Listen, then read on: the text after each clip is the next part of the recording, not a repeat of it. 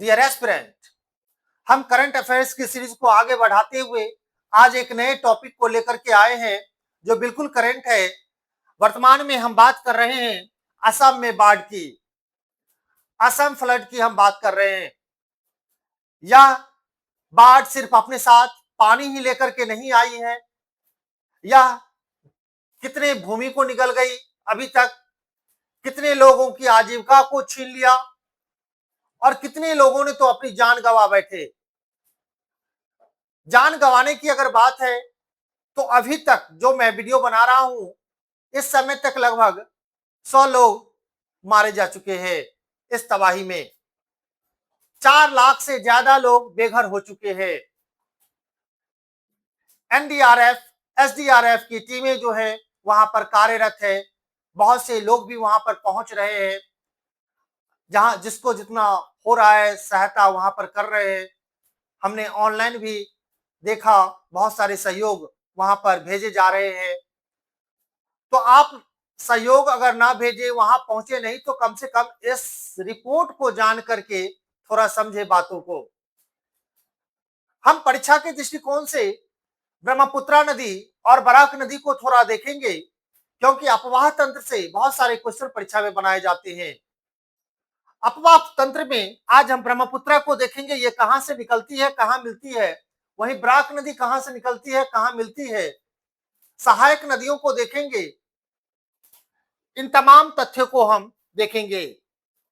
वहीं पर माजुली नदी द्वीप जो है, जो विश्व का सबसे बड़ा नदी द्वीप है, ये भी इससे प्रभावित है। ये भी असम में है, आप इसे भी ध्यान में रखेंगे। तो आइए इंफॉर्मेशन को पढ़ते हुए आगे बढ़ते हैं।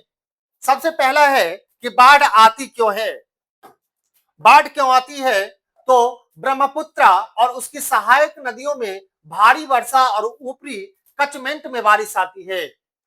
ब्रह्मपुत्र नदी और सहायक नदी, आपको पता होना चाहिए, ये किसका मैप है? ये आसाम का मैप है। ठीक है, आसाम के मैप में ब्रह्मपुत्र नदी ऊपर अरुणाचल प्रदेश से एंट्री, इसमें अरुणाचल प्रदेश के बाद एंट्री करता है इसमें, है ना, आसाम में।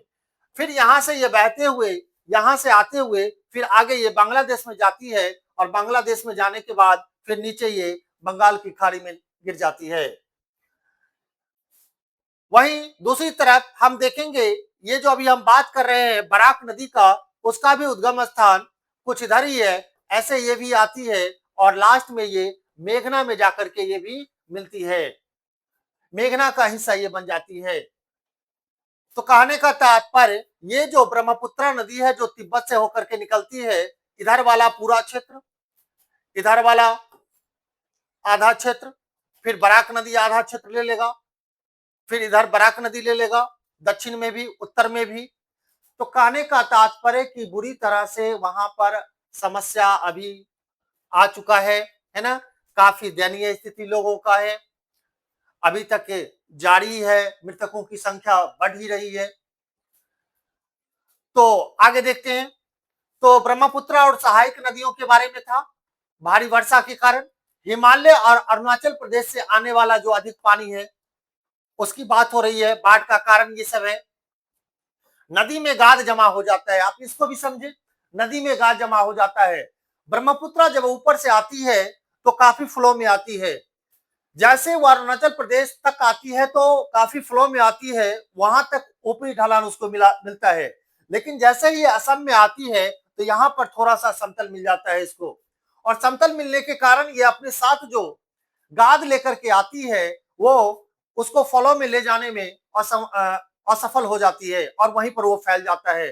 फैलने के कारण यहाँ जो है बाढ़ का रास्ता सब बदल जाता है। कभी कभी ऐसा भी हुआ है कि आज तक जहां बाढ़ नहीं आया है तो वो आदमी कल्पना वहां नहीं कर सकता है कि बाढ़ अभी नहीं आएगा। वहां बाढ़ कुछ ही दिनों में भी आ सकता है, क्योंकि ये गाद जो होता है वहां पर जब फैलता है तो एक मोटी चादर बिछा देता है और इसके पथ को भ्रमित कर देता है और ये थोड़ा छोटे छोटे पथों में यह विभक्त हो जाता है। तो आप ध्यान में रखेंगे। उसके बाद कह रहा है तटबंध जो सरकार के द्वारा बनाया जाता है वो कमजोर होता है, टूटता है, तो वो भी एक कारण है। नदी का चौड़ा और समतल मैदान, नदी का चौड़ाई जो है, चूंकि हमें यह भी पता होना चाहिए कि यह जो ब्रह्मपुत्र नदी है ये मिट्टी को भी निगलता है। मिट्टी को निगलने से मतलब है कि जब ये बहती है तो साइड किनारे वाला जो भूमि होता है वो इसमें समाहित होते जाता है।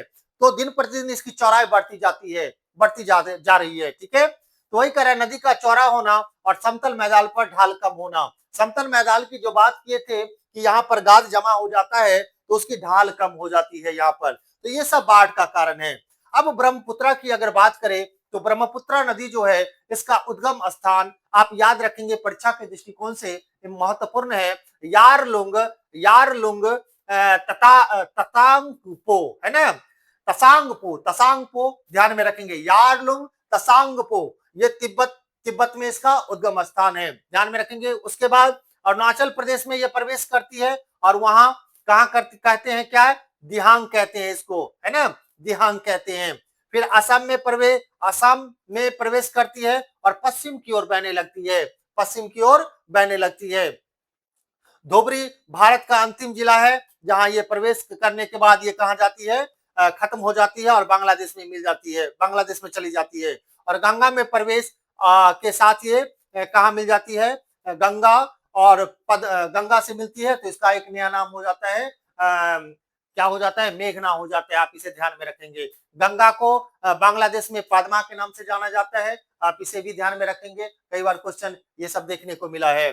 फिर आगे देखेंगे तो ब्रह्मपुत्र की सहायक नदी में कुछ नदियां हैं जिसको आप विशेष रूप से ध्यान में रखेंगे। जैसे मानस नदी को आप ध्यान में रखेंगे, इसकी सहायक नदी है ब्रह्मपुत्र की। उसके बाद आप ध्यान में रखेंगे दिबांग नदी को, लोहित नदी को।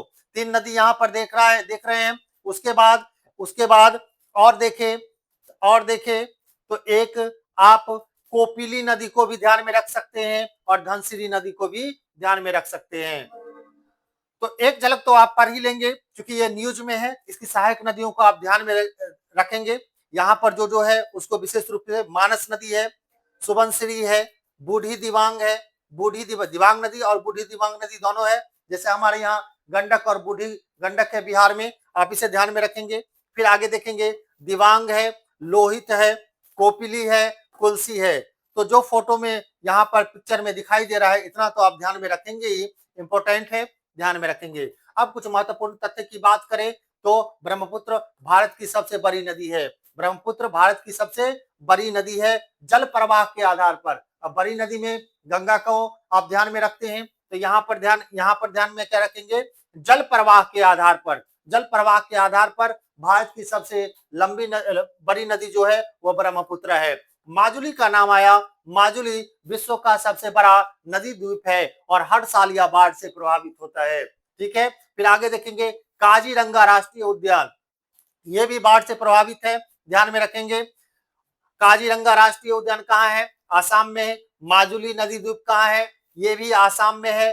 तो परीक्षा के दृष्टिकोण से ये सब तथ्य जो है, ये सब फैक्ट जो है आप ध्यान में रखेंगे। फिर आगे चलते हैं। असम में बाढ़ हर साल जून से सितंबर के बीच आती है। अभी भी क्या चल रहा है, अगस्त चल रहा है। ठीक है, तो ध्यान में रखेंगे।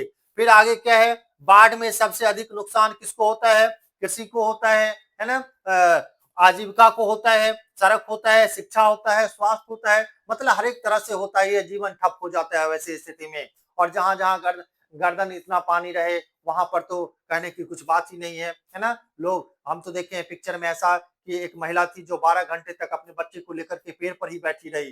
ठीक है, तो ध्यान में रखेंगे। बहुत से लोग एक जगह से दूसरी जगह भी गए हैं, काफी लोग, जिसमें 4-5 लाख आप ध्यान में रख सकते हैं बेघर हो चुके हैं, है ना, बेघर भी हो चुके हैं। और बहुत से लोग 4-5 लाख बेघर होने के बाद जगह भी छोड़ दिए हैं और दूसरे जगह चले गए हैं। तो आगे देखेंगे। अब इसमें जो है तीन जो है जिला वो काफी प्रभावित है। पहला आप शिवसागर को ध्यान में रखेंगे, जोरहाट को ध्यान में रखेंगे और चेराई देव को ध्यान में रखेंगे, है ना। ये तीनों काफी प्रभावित है क्षेत्र है, इसे भी आप ध्यान में रखेंगे। आगे बढ़ते हैं। अब आगे कुछ दृश्य हैं आसाम में आए फ्लड का, आप देख सकते हैं कितना विकराल दृश्य है।